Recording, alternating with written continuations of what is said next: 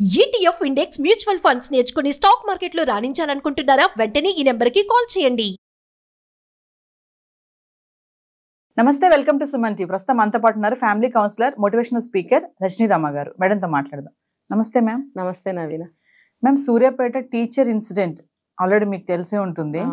ఇద్దరు ఆడపిల్లలకి టాబ్లెట్స్ ఇచ్చి మత్తు ఇచ్చి, అంటే సొంత పిల్లలు కాకపోతే ఇంకా అంతవరకు దిగజారుతాడా తండ్రి అంటే ఈ చెప్పుకోవడానికి కూడా చాలా సిగ్గుగానే అనిపిస్తుంది. ఆడపిల్లల పట్ల తల్లిదండ్రులే కానీ ఎవరైనా ఎంత జాగ్రత్తగా ఉండాలి అంటే, సొంత అన్నయ్య లేడు, సొంత తండ్రి లేదు, మామ లేదు, ఇంకెవరు లేరు అనమాట. అంత కాపాడుకుంటే గానీ మనము ఈ సొసైటీలో బ్రతకలేము అనిపిస్తుంది ఇలాంటి ఇన్సిడెంట్స్ చూస్తే. ఒక్కసారి ఈ ఇన్సిడెంట్ గురించి మాట్లాడుకుంటే మేడం. కన్న పిల్లలతో కూడా దారుణాలు చేస్తున్నారుగా, మరి కన్న పిల్లలు కానప్పుడు ఇంకెంత దారుణానికి ఒడిగడతారు. వాడు మనసులో ఏముందో ఎవరు కనిపెట్టలేరు. వాడు ఒక గౌరవనీయమైన ఉపాధ్యాయ వృత్తిలో ఉండి మరి ఎన్ని మోసాలు చేశాడో చూడండి. ఆ అమ్మాయి వీడో భర్త చనిపోయాడు, ఆ అమ్మాయి కూడా టీచర్ అనుకుంటా కదా. మరి అలాంటప్పుడు కో టీచర్కి ఏదో మాట సాయమో ఏదన్నా ఇంకో సాయమో చేయాలి. కానీ ఇంకా వచ్చి నేను ప్రేమిస్తున్నాను అని గుమ్మం బయట 3 నెలలు 4 నెలలు తలుపు బయట పడుకోవడం, పచ్చిమిరపకాయలు తినడం అంటే నమ్మించడం. అంటే నీకు వాళ్ళ ప్రేమ వచ్చేసిందా? అలా ఎలా పుట్టేస్తుంది? అలా పుట్టేయడానికి నువ్వు టీనేజ్లో ఉన్నావా, లేకపోతే ఇప్పుడు ఆవిడ హస్బెండ్ పోయాడని తెలియంగానే పుట్టేసిందా నీకు ప్రేమ? అసలు నువ్వెవరు ప్రేమించడానికి? నీకు అర్హత ఉందా? ఆ పాపం ఆవిడ టీచర్ ఆవిడ పాపము చాలానే వద్దు వద్దు అని చెప్తూనే ఉంది. ఇష్టపడలేదు. ఎందుకంటే ఆవిడ బాధ్యతాయుతమైనటువంటి ఒక పాత్రలో ఉంది.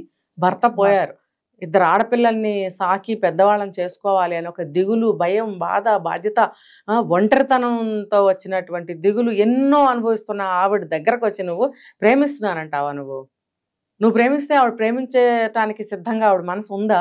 ఉంటుందా? అసలు ఆవిడికి భయభ్రాంతురాలయ్యి ఒంటరి జీవితం ఎలా ముందుకు తీసుకెళ్ళాలి ఆడపిల్లలతో అని ఆవిడ దిగులతో ఆవిడ ఉంటే, నేను ప్రేమిస్తున్నానని వెంటపడటము, గుమ్మం బయట పడుకోవడము, మిరపకాయలు తింటాము, కొంచెం విషయం తింటే సరిపోయేది. ప్రేమిస్తే ఆమె ప్రేమించకపోతే నేను బ్రతకలేను, చచ్చిపోతానని అన్నాడు. పోనీ చనిపోయావా?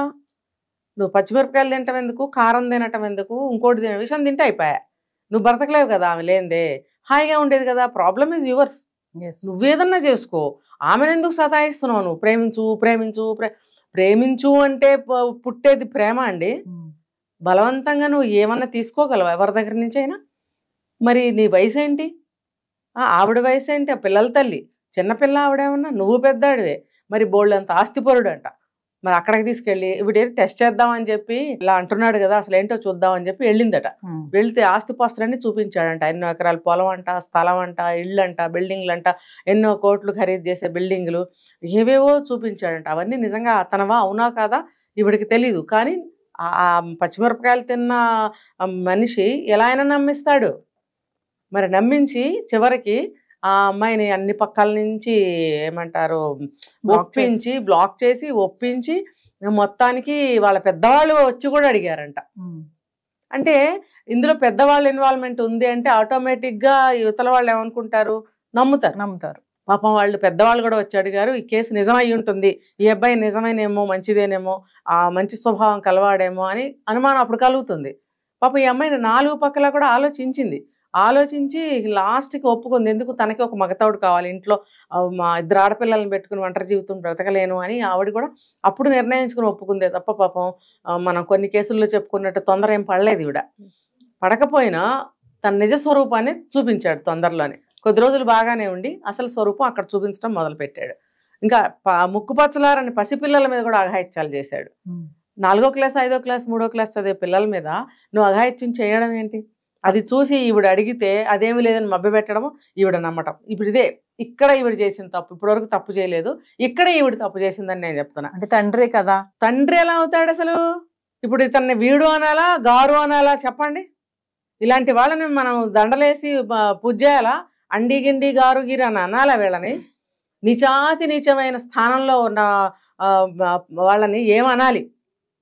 మరి నిర్ణయించుకోవాలి సమాజంలో ఉన్న ప్రతి వ్యక్తి కూడా. ఇలాంటి వాడిని ఏమన్నా కూడా పాపం కానీ తప్పు కానీ లేదు, అది కరెక్ట్గా సూట్ అవుతుంది అనమాట. ఏమన్నా కూడా సూట్ అవుతుంది ఇలాంటి వాళ్ళకి. మరి అలాంటి పాపాలకి తప్పులకి ఒడిగట్టే వాళ్ళని ఏం చేయాలి? ఈవిడ ఇక్కడ పెద్ద తప్పు చేసింది. ఎప్పుడైతే ఫస్ట్ టైం ఆ పిల్ల దగ్గర పిల్లలిద్దరి మీద పడుకోవటం ఏంటండి?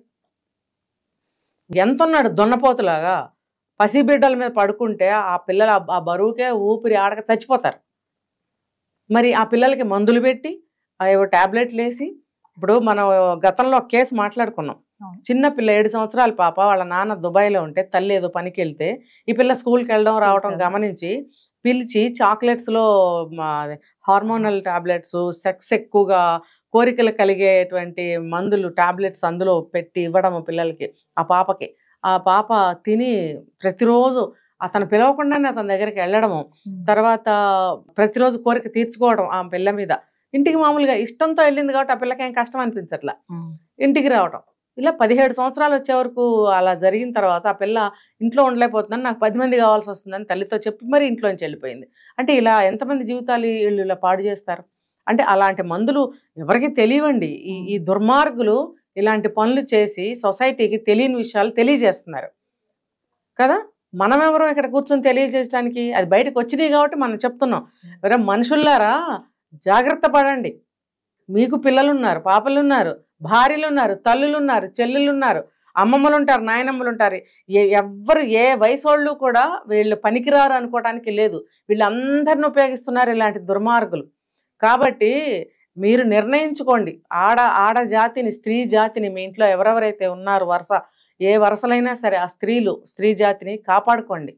అది మీ బాధ్యత. అంతేగాని ఇలా అన్నారు అలా అన్నారని జుట్లు పీక్కుంటే వచ్చే ప్రయోజనం ఏమీ లేదు ఇక్కడ. కాబట్టి ఈవిడ ఇక్కడ మేల్కొనాల్సిన అవసరం ఎంతైనా ఉండింది.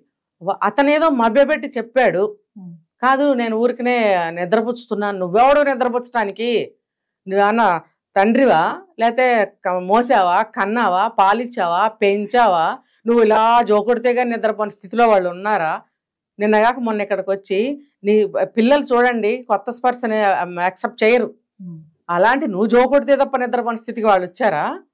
నువ్వెవరు నిద్రపుచ్చటానికి? ఎందుకు బొంకటం అవసరమా ఇక్కడ? నువ్వు చేస్తున్న ఏదో తప్పుడు పనికి మళ్ళీ నిద్రపుచ్చుతున్నానని బొంకడం, ఈ పిచ్చిదేమో నమ్మడము. పోనీలే తండ్రి స్థానంలో ఉన్నాడు కదా అని నేను ఊరుకున్నాను. అక్కడే అలాంటి పరిస్థితుల్లోనే ఆడవాళ్ళు తప్పులు చేస్తున్నారు. నువ్వు తప్పైనా ఒప్పైనా నీ మనసుకు తప్పు అనిపించింది. తండ్రి అనేవాడు, కన్న తండ్రి కూడా పిల్లల మీద ఎక్కి ఎవడ పడుకోడండి. విన్నారా? మీరు ఎప్పుడన్నా చూసారా తండ్రి వచ్చి కూతుళ్ళ మీద పడుకోవటం? ఎక్కడా లేదు చరిత్రలో. ఉంది అంటే నువ్వెందుకు అనుమానించలేదని నేను అడుగుతున్నా. నువ్వు అక్కడే అనుమానించి ఆ రోజే నువ్వు అక్కడి నుంచి జంప్ అవ్వాలి, లేదా వాడిని గెట్అవుట్ చేయాలి. నువ్వు రెండూ చేయకుండా ఇప్పుడు పురుగు కాళ్ళ మీద ఉన్నప్పుడే ఏం చేయాలి? దులిపేయాలి. దాన్ని అలా మీదకి ఇక్కడేలా ఏం చేయదులే అనుకుంటే జుట్టులోకి ఎక్కిస్తే జుట్టులోకి వెళ్ళిన తర్వాత ఇరుక్కునేది బయటికి రాదు. జుట్టు ఊడిపోవాల్సిందే తప్ప అది గట్టిగా పట్టేసుకుంటుంది దాని కాళ్ళతో జుట్టుని. నువ్వు అది దులపలేవు ఆ పురుగుని. పురుగు ఎప్పుడైనా సరే కాళ్ళ మీద ఉన్నప్పుడే దులపాలి. నువ్వు కాళ్ళ మీద పురుగు ఎక్కిందని నీకు తెలిసినప్పుడు నువ్వేం చేస్తున్నావు? నీకు 2 ఆడపిల్లలు, నాకు సిగ్గు లేదా? నీకు భయం లేదా? బాధ లేదా? నువ్వు ఏ కారణంతో, ఏ వీక్నెస్తో వాడిని యాక్సెప్ట్ చేసి ఇంకా వాడిని ఇంట్లో ఉంచుకున్నావు? నువ్వు తప్పు ఎవరిది? నువ్వు చదువుకున్న స్త్రీవి, ఉద్యోగం చేస్తున్నావు, చిన్నపిల్లవేం కాదు నువ్వు. నీకు ఆడపిల్లల్ని రక్షించుకోవాలని స్పృహ నీకు రాలేదా? 2 ఆడపిల్లల మీద అతను పడుకున్నప్పుడు నువ్వేం చేసావు? ఇమ్మీడియట్గా నువ్వు కట్ చేయాలా లేదా రిలేషన్? వెంటనే నువ్వు అసలు అప్పుడే విడాకులకి అప్లై చేసేసి బయటికి రావాలా లేదా? నువ్వు అక్కడ ఊరుకున్నావు. ఊరుకోవటం వల్ల ఏం చేశాడంటే పదే చేసుకుంటూ వచ్చాడు ఆ పనులు. ఆ ఆడపిల్లల్ని వాడు లొంగ తీసుకున్నాడు, ఆ పిల్లలతో కోరికలు తీర్చుకున్నాడు, అన్నీ చేసేసాడు. ఇవన్నీ పెద్ద పిల్లని చేశాడు అని తెలిసిన తర్వాత కూడా నువ్వు ఊరుకున్నావు. నువ్వు ఎవరి మీద ఇప్పుడు నిందేస్తావు రోడ్డు మీదకి వచ్చి? నీకు ఇంత వయసు వచ్చింది, టీచర్ జాబ్ చేస్తున్నారు మీరు, మీకు తెలీదా సమస్య నుంచి ఎట్లా పరిష్కరించుకొని బయటకు రావాలో? ఈ పని జరిగినప్పుడైనా నువ్వు ఇంట్లో నుంచి బయటకు వచ్చావా? అతన్ని కిక్అవుట్ చేసావా? లేదు. ఇంకా పెద్ద పురుగుని మళ్ళీ ఎక్కించుకున్నావు. అంటే అంతా మునిగిపోయాక వస్తున్నారు బయటికి అంటారా మేడం? ఏంటంటే ఒక దిక్కు కావాలి. ఏంటండి దిక్కు? ఇప్పుడు మీ హస్బెండ్ పోయినప్పుడు మీరు అనుకున్నారా ఇంకో పెళ్లి చేసుకుని ఇంకో దిక్కుని తెచ్చుకోవాలని? లేకపోతే ఇప్పుడు నాకు ఉన్న దిక్కు పోయింది, నేను ఎలా ముందుకెళ్ళాలనే కదా మీరు ఆలోచించారు. ఆలోచించబట్టే కదా ఇతనికి మీరు ప్రవేశం ఇవ్వలేదు, యాక్సెప్ట్ చెయ్యింది, అందుకే కదా. అలాంటప్పుడు ఈ దిక్కుమాలిన మనిషి మీకు ఇంత చెడు చేస్తున్నప్పుడు వదిలించుకోవాలని ఎందుకు అనుకోలేదు? అసలైన పవిత్రంగా పెళ్లి చేసుకున్న మెయిన్ దిక్కే మీకు పోయినప్పుడే మీరు గుండె దిటవు చేసుకుని బ్రతుకు ఈడుస్తున్నారే, సాగిస్తున్నారే. అసలు ఇతను ఎవరు మీరు యాక్సెప్ట్ చేయడానికి? ఇతన్ని ఏ కారణంతో మీరు యాక్సెప్ట్ చేసి ఇక్కడ వరకు ఎక్కించుకున్నారు? ఎందుకు వదలలేకపోతున్నారు? అతను చేస్తున్న తప్పని మీరు అప్పుడే అనుకున్నాను అంటున్నప్పుడు, అన్నిసార్లు అనుకున్నప్పుడు ఎందుకు వదిలించుకోలేకపోయారు? ఇంకా మీకే నష్టాలు చేస్తున్నాడుగా. ఏమన్నా తీసుకొచ్చి ఏమన్నా పెడుతున్నాడు ఇక్కడ? ఏం లేదు కదా. ఏమీ లేనప్పుడు ఏ కారణంతో మీరు ఉంచుకున్నారు ఇంట్లో? ఇంకా ఏవేవో టెస్టులు చేయించడము, పిల్ల మెచ్యూర్ అయిన 10 రోజులకో 15 రోజులకో ఆ పిల్లని సెక్సువల్గా కోరిక తీర్చుకున్నాడని పదే పదే, ఒక్కసారి కాదు పదే పదే, ఇంకా దానికి సంబంధించిన మందులు తినిపించడము, ఆ కోరికలు పెరగడానికి, హార్మోన్స్ పెరగడానికి. మనం చాలా చోట్ల విన్నాం, ఆడపిల్లలు తొందరగా ఎదగాలని చెప్పి సోకాల్డ్ పీపుల్ మందులు ఇచ్చి 11 ఏళ్లకే 16 ఏళ్ల పిల్లలా కనిపించేటట్టుగా చేస్తున్నారని వింటున్నాం. మనం కళ్ళతో మనం వెళ్ళి సాక్షిభూతంగా మనం చూడకపోయినా అన్నీ తెలుస్తున్నాయిగా సమాజంలో. మరి ఇవి అందుబాటులోకి వచ్చాయా? రాబట్టే ఇలాంటి ఇంకా దుర్మార్గాలు ఎక్కువ చేస్తున్నారా? మరి ఇలా ఉన్నప్పుడు ఈవిడేం చేయాలి? అలాంటి మందులు ఇచ్చి పెద్ద పిల్ల సరే, చిన్నపిల్లని కూడా ఇద్దరిని ఏకధాటిగా భార్యని ముగ్గురిని కలిపి వాడేమంట గ్రంథసాంగుడు అన్నమాట. పెద్ద నవమన్మధుడాడు.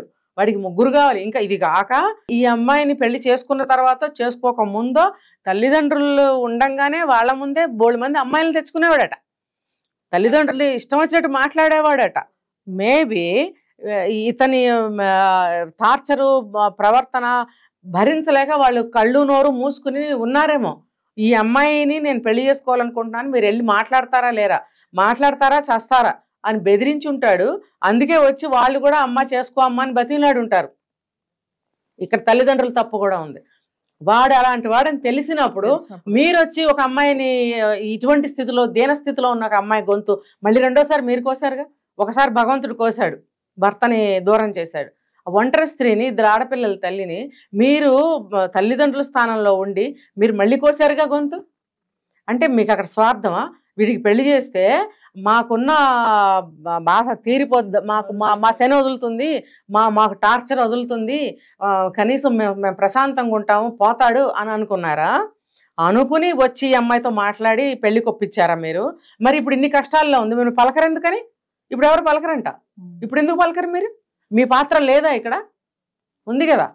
ఉన్నప్పుడు ఎందుకు పలకరు మీరు? వాళ్ళ భాగం కూడా ఉంది ఇప్పుడు ఇందులో. మెయిన్ ఈవిడ పెద్ద ఆవిడ అయి ఉండి, ఒక పిల్లల తల్లి అయి ఉండి తిని నిర్ణయించుకోలేకపోయింది. దిగుతుంది ఊబిలో దిగుతూనే ఉంది. ఇప్పుడు సుఖవ్యాధులు వచ్చాయి, హెచ్ఐవీలు వచ్చాయి, ఇంకోటి వచ్చింది, రక్తం కలుషితం అయిపోయింది. పిల్లలకు కూడానండి, ఆవిడకే కాదు పిల్లలకి ఎక్కువగా. ముగ్గురికి కలిపి టెస్టులు చేస్తాడంట. డాక్టర్ల దగ్గరికి వెళ్ళి ఏదో చూపించి బయట కూర్చోబెట్టి డాక్టర్తో మాట్లాడతాడంట. ఆ డాక్టర్తో మరి ఏం చెప్తాడో. మరి ఆ డాక్టర్లు ఎవరండి సహకరించిన వాళ్ళు? ఇప్పుడు ఇందులో డాక్టర్ల పాత్ర కూడా ఉందిగా. మీరు ఆవిడ నిజంగా భార్య అయితే మరి పిల్లలకి తల్లికి సుఖవ్యాధులు ఎందుకు వచ్చినాయని డాక్టర్ అడగద్దండి వాడిని? భార్యకి వచ్చిందంటే సరే, వాడికి ఏదైనా వేరే అలవాట్లు ఉంటాయి అనుకోండి, భార్యకి వచ్చిందని అనుకోవచ్చు డాక్టర్లు. అందుకని మాకు తెలియదు కదండి, మేము సైలెంట్గా ట్రీట్మెంట్ ఇచ్చి పంపించాం అనడానికి అక్కడ ఆస్కారం ఉంది. మరి పిల్లలకు వచ్చినప్పుడు, చిన్న పిల్లలకి అటువంటి వ్యాధులు వచ్చినాయి, భార్యకు కూడా వచ్చింది, ముగ్గురిని తీసుకుని ఇతగాడు వచ్చాడు అన్నప్పుడు డాక్టర్ అనుమానించద్దండి పిల్లలకి ఎక్కడి నుంచి వచ్చింది? అది ముట్టుకుంటే వచ్చే రోగం అండి? ఇది ఇంటర్నల్గా వచ్చే రోగం అయినప్పుడు ఆ చిన్న పిల్లలకి ఎందుకు వచ్చింది అని డాక్టర్ ఆరా తీయద్దా? డబ్బు గలవాడు కాబట్టి మరి డబ్బులతో మేనేజ్ చేశాడేమో, మనకు తెలీదు. ఇందులో డాక్టర్ల పాత్ర కూడా ఉందని అంటాను నేను. తల్లిదండ్రుల పాత్ర ఉంది, డాక్టర్ల పాత్ర ఉంది, మెయిన్ క్యారెక్టర్స్ ఎటు ఉంటుంది వాళ్ళ పాత్ర.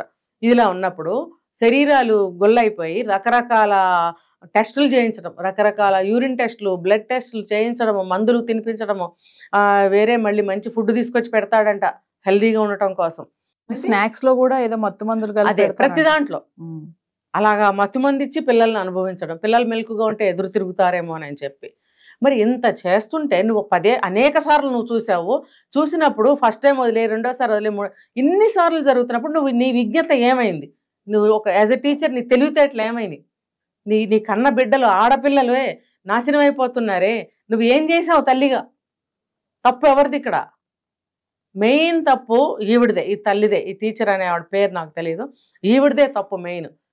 నువ్వు చదువులేని దానివి కాదు, పల్లెటూరులో పడే ఆడవటం లేదు, తెలివితేటలు లేని దానివి కాదు. నువ్వు ఇప్పుడు కోర్టుల చుట్టూ తిరుగుతుంది, సెక్షన్స్ మాట్లాడుతుంది, బ్రహ్మాండంగా తెలివిగా వెళ్ళి కేసులు వేసుకుంటుంది, బాగా తిరుగుతుంది. నీకు ఇంత తెలివితేటలు ఉన్నప్పుడు, ఇంత నాలెడ్జ్ ఉన్నప్పుడు నువ్వు ఎందుకు నీ పిల్లల్ని తీసుకుని వేరే దగ్గరికి ఎందుకు వెళ్ళిపోవటం లేదు? గవర్నమెంట్ టీచర్ అయినప్పుడు పోస్టింగ్ చేయించుకుని వేరే చోటకి వెళ్ళిపోవచ్చుగా. నువ్వు ఈ విషపు పడగలో నువ్వు ఎందుకుంటున్నావు? ఇప్పుడు ఆ అతగాడు ఎస్కేపింగ్, ఇప్పుడు నువ్వు రోడ్డును పడ్డావు. ఇంత అల్లరైపోయిన తర్వాత ఇంకా అతగాడు నీ దగ్గరికి రాడు. ఇప్పుడు నువ్వేం చేస్తావు?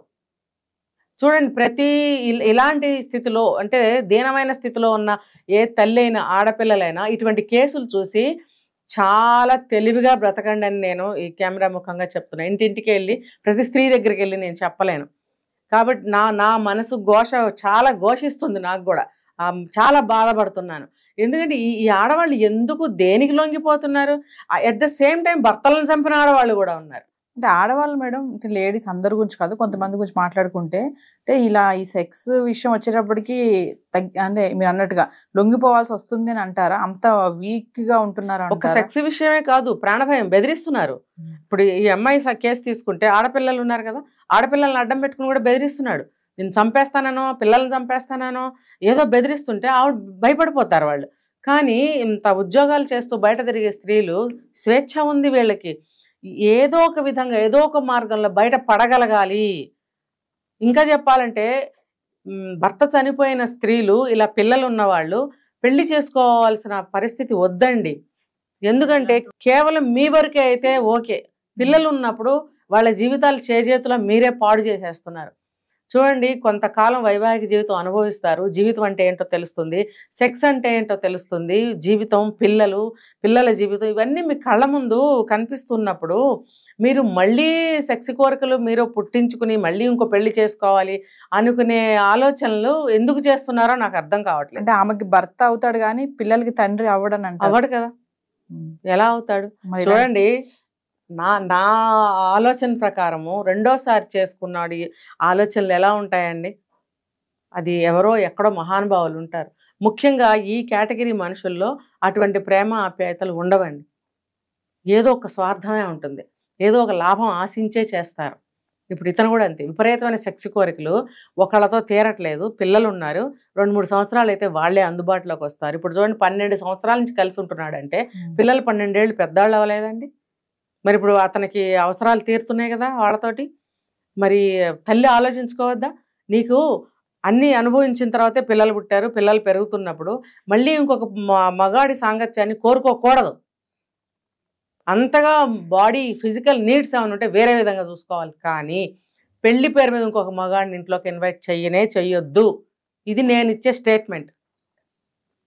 అతను భర్త కూడా అవడు, అలాంటి వాడు అటువంటి స్థితిలో భర్త కూడా అవడు, తండ్రి ఇంకెక్కడ అవుతాడు? ఎలా అవుతాడు? అవనే అవడు. Thank you.